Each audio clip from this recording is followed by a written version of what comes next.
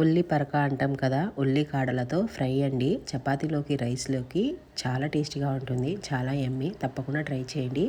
1/2 kilo ఉల్లి కాడలని clean చేసేసి సన్నగా తరిగేసి పక్కన పెట్టేసి, రోట్లో 1/2 కిలో ఉల్లి కాడలకి 7 ఎల్లిపాయలు, 7 ఎండుమిర్చిలని కచ్చపచ్చగా దంచుకొని స్టవ్ మీద ఒక పెనం పెట్టేసి 2 టేబుల్ స్పూన్ల ఆయిల్ వేసేసి, ఉల్లిపాయలు ఎండుమిర్చిలు ఫ్రై అయిపోయిన తర్వాత చిటికెడు పసుపు కూడా వేసేసి, ఒక కరివేపాకు రెమ్మ కూడా వేసేసి, ముందుగా క్లీన్ చేసి కట్ చేసిన ఉల్లికాడలను కూడా వేసేసి, కొంచెమే సాల్ట్ పడుతుందండి, కొంచెం సాల్ట్ వేసేసి స్పూన్తో కలిపేసి మూత పెట్టేసి లో ఫ్లేమ్లో 3 నుంచి 4 నిమిషాలు ఉడికించండి.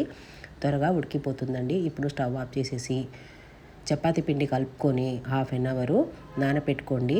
ఇలా కొంచెం మందగా చేసుకోండి, ఇట్లా పూరిలాగా పొంగుతాయి.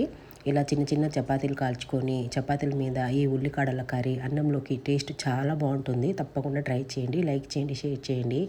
మరో హెల్తీ అయిన టేస్టీ అయిన రెసిపీతో ఉంటా. మీ ఫ్రెండ్స్ అండ్ ఫ్యామిలీకి కూడా షేర్ చేయండి. అంతేనండి, ఉల్లికాడల కర్రీ రెడీ.